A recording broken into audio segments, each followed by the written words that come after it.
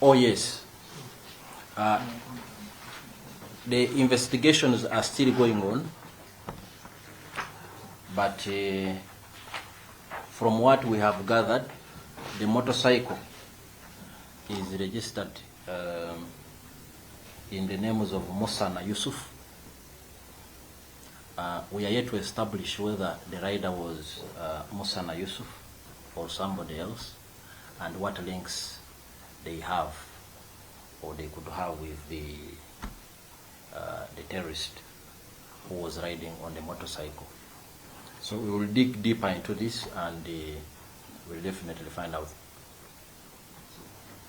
Are there more safer cells of ADF, and what are you telling the public if this person was so close to the target? We have been saying this already in the past. We live in a very volatile Great Lakes region. We know that Eastern Congo is a hotbed of many violent armed groups, including the Allied Democratic Forces, which has conducted attacks against Ugandans for many years now, most recently in 2021. And we have always been appealing to the general public to be vigilant,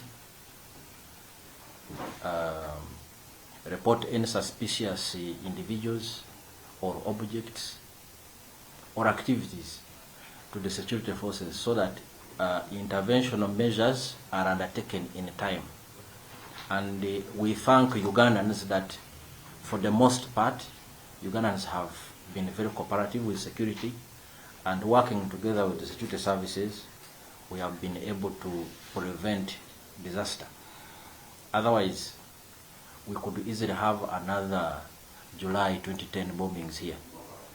But the members of the security forces, working with the people who are very vigilant indeed, have prevented many of these from happening.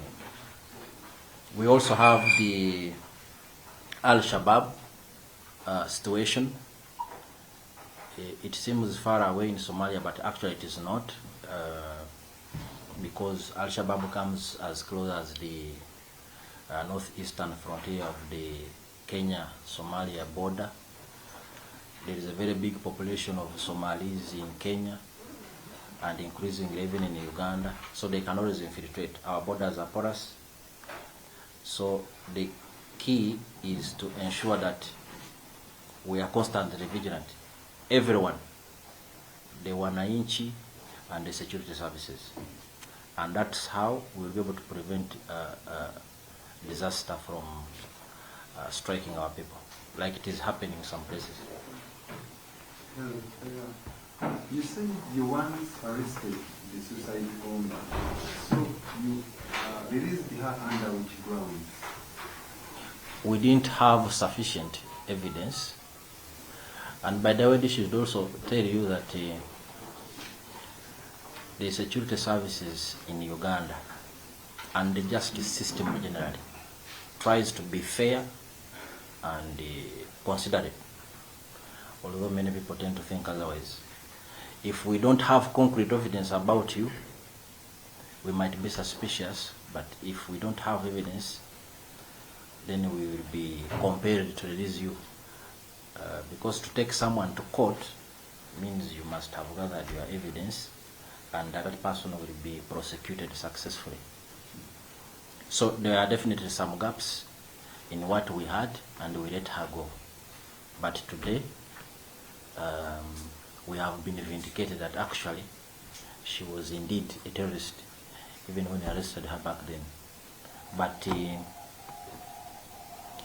if you are a criminal, you can last so much. Eventually, the law catches up with you, and your bad deeds catch up with you, and she has perished today. Thankfully, without injuring any other bystanders or worshippers or pilgrims. My interest is, thank you, sir. My interest is knowing the real profile of this lady beyond the names and what. So where has she been living? Who are they? Her other networks so far? How are we going to really bring others that have been cooperating with in this scheme? We have a big picture of ADF terrorist networks in this country, but I think it would be inadvisable for me to go into too much details, because otherwise the sleeper cells will become aware and they can sleep away or change tactics or change strategy or change location and so on. But we know, I've already told you that her two closest associates,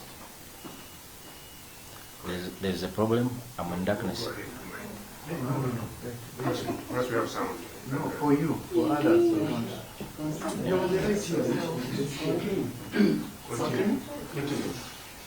So we already know that her two closest associates, her father blew himself up at CPS in, I think it was August 2021 or thereabout,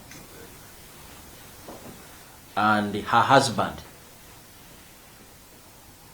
was also killed by our own forces in You said the husband is who?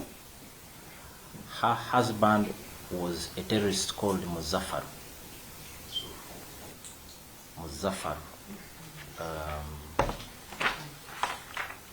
Muzaffaru, just a moment.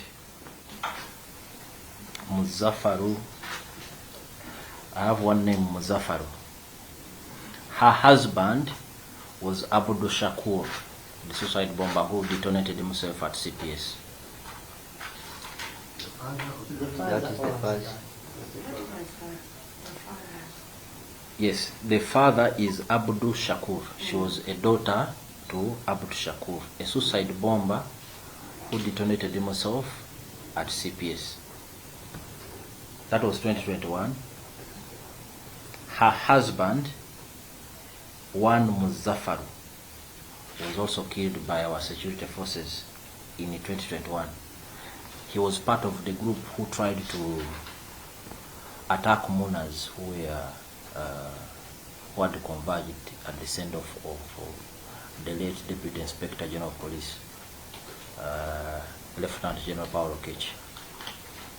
So you can see she has very strong links to ADF networks. We know there is a lot more operatives out there. That's why we are calling for enhanced vigilance by members of the public. If they see anything, if they hear anything, if they see objects they don't understand, they should report them to the security services. And by the way, they have been doing that. I think you've covered many reports before of bombs we have recovered in different places in Kampala here after tip-off from members of the public. So we are very grateful, and we look forward to this enhanced and close working relationship with the members of the public. Maybe I would like to ask, because you've talked about the people who are still at Namgongo, those are the pilgrims, because we normally know that they don't always leave that place like immediately, because even you'll find others tomorrow. What is your message to them? Because they will be scared about the bomb which has happened right now. What is your message to them? Are you still providing security? What is your message? Absolutely. We will not leave our positions until the last pilgrim has departed. This is our modus operandi. Every year. Today is the D-Day, Matters Day. But there are events before, during, and after. You've seen many pilgrims have been arriving in Namgongo by foot, escorted by police and the UPDF. So we take care of the pilgrims while they travel to the holy sites, during and after. Many are leaving today, but not all of them will be able to depart. So our security posture will remain the same until everybody has departed back to their destination.